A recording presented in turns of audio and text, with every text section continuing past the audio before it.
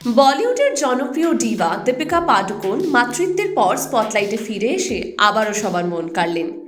নিজের মেয়ে দুয়া পাডুকোন সিং এর জন্মের পর প্রথমবার র্যাম্পে হাঁটলেন দীপিকা, আর তাও সেলিব্রিটি ডিজাইনার সব্যসাচী মুখার্জির 25তম বার্ষিকী উদযাপনে। সব্যসাচীর শো স্টপার হিসেবে দীপিকা পরেছিলেন একটি বোল্ড সাদা মনোক্রোম্যাটিক লুক। এই আউটফিটে ছিল টেইলার্ড প্যান্ট আর ওভারসাইজ ট্রেঞ্চ কোট, যা তাকে দিয়েছে একদম পাওয়ারফুল এবং এজি একটা লুক। সাথে ছিল ওভারসাইজড সানগ্লাস আর লেয়ার্ড নেকলেস। তবে দীপিকার এই র্যাম্পে ফেরা যেমন অনবদ্য ছিল, তেমনই ইন্টারনেটেও তা নিয়ে চর্চার শেষ নেই। সবাই কিন্তু তার এক্সপেরিমেন্টাল লুকে খুব একটা খুশি নয়। কেউ কেউ এই লুকের তুলনা করেছেন খুন ভারী মাঙ্গে রেখার চরিত্রের সঙ্গে।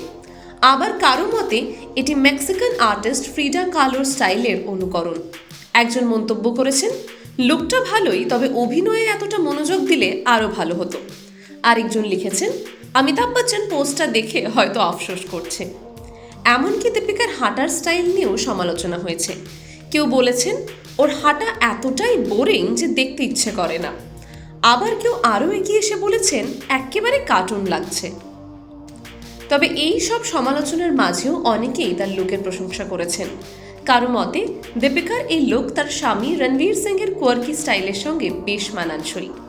অন্যদিকে আলিয়া ভাটের লুক পুরোপুরি হিট ভক্তদের মধ্যে।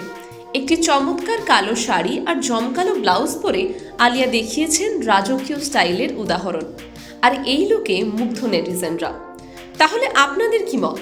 দীপিকা আর আলিয়ার এই লুকের মধ্যে আপনাদের কোনটা বেশি পছন্দের? আর সব্যসাচীর শোতে কার লুক আপনার ফেভারিট? কমেন্ট করে জানাতে ভুলবেন না। টাইমস নাও খবর।